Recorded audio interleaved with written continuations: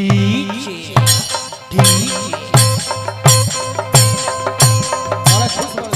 कि सुमिरनवा करी तोहार सुमिरनवा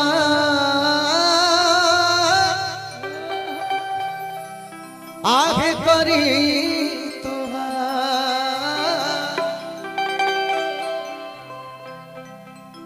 कि गौरी के ए ललनवा बाबा सुमिरनवा करी तोहार ए बाबा कि गौरी खेला गौरी खेला ललनवा बाबा सुमिरनवा चलो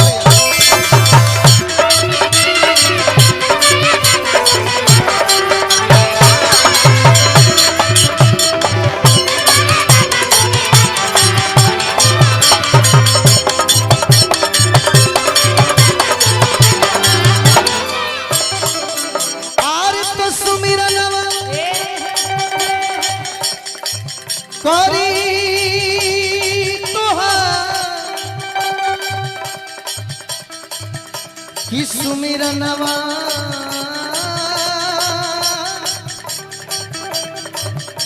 आगे करी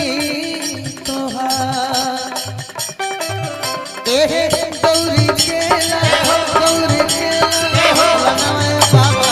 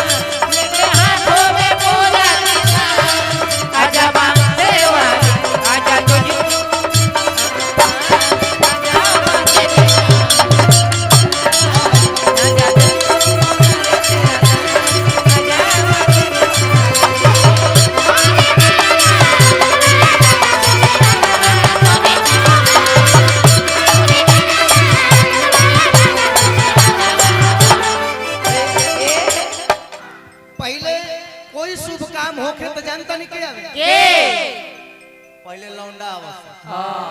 नचनिया लोग के नामे निशान ना रहे अब उ जब मंच पे आवस आप लोग खिसियाइएगा मत पहले किन्नर छाका के जमाना रहे पहले रहुआ सभे ना रहे कोई भी शुभ काम होखे लौंडा लोग मंच पे आवे आ लौंडन के भाव का होके बबुआ का हो जतने तो उतने में पलांठी मारो अरे ए बात पर तू लोग ध्यान दे बचिए लोग है तकी होला एले ज्ञान मिलेला हां जी लौंडा लोग जब मंच पे आवे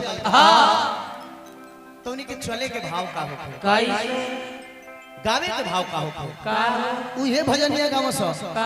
उन्हीं के जो साड़ी होखे साड़ी हां उस साड़ी कोबो एड़ी तक ना रहे कहां तक रहे उस साड़ी हमेशा ठेवना तक रहे ठेहुना तक ना रहे पहले कंपनी वैसा निकालते रहे पहले कंपनी वैसा निकालते रहे अच्छा ओकर दिमाग दूसरा जगह पर लेकिन जब उ लोग चले मंच पर त चले या गावे कैसे तन दिखाओ भैया जैसे ढोलक बाजे वैसे लोग चले राजन भैया चले हैं ढोलक से हम चलम पांव से आहा चले लो वाह बालो का तनु चले लो किन्नर लोग चले या गावे डीजे डीजे बड़ा खुश हो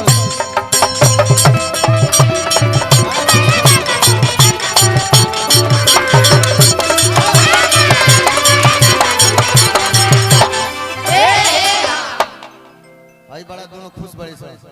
हमरा के ओरिजिनल उहे का बुझाता लोग हमरा तो बुझाता ए बाबू औरी ना इतने बात ना लोग को है कि आज जिन शुक्रगुजार ने हमें इस मतनपुरा की पावन धरती पे बुलवाया है हम उनका लहे लहे दिल से हाँ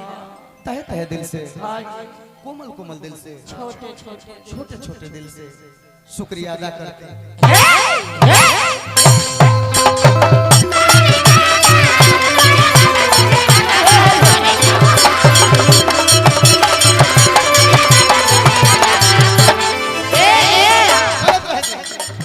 गाना लोग गावे कि माता जा की पार्वती हर पिता महादेवा लड्डूवन के भोग लगे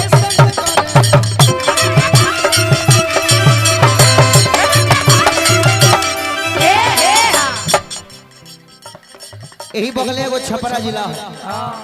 वो छपरा जिला में एगो लय बड़ा फेमस भाई भिखारी ठाकुर जी के मंडली से सब लोग सब भाव में गावली है। हाँ लेकिन वो भाव कहीं नहीं लगी, वो भाव एक ही जगह देखे के मिली जो छपरा जिला है। हाँ जी आ लोग चले छपरा जिला में गाई कैसे कैसे हो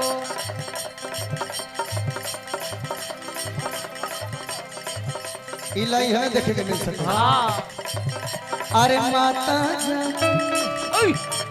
पार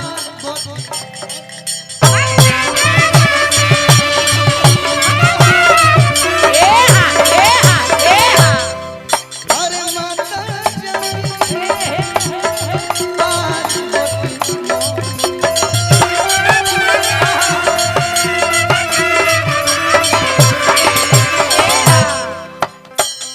माता जा की पार माता जा की पार माता जा तब कहली अपना कन्हैया खातिर कृष्ण भगवान खातिर हे मुरली में छेड़ल तनवा हे मुरली में छेड़ल गनवा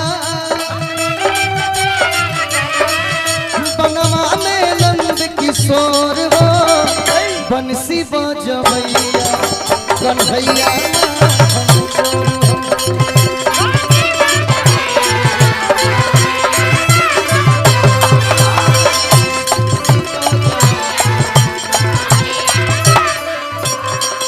एक लाइन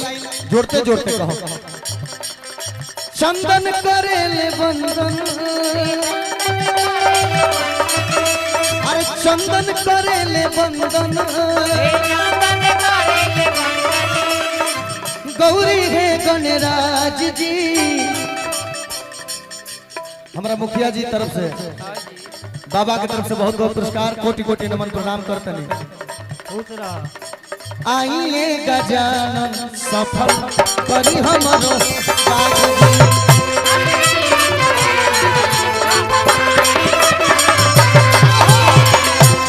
आइए गजानन सफल करी हमरो काज।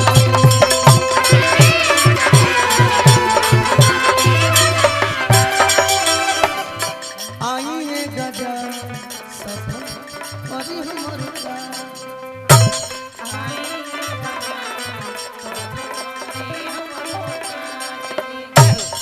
आइए गजानन सफल करी हमरो काज जी।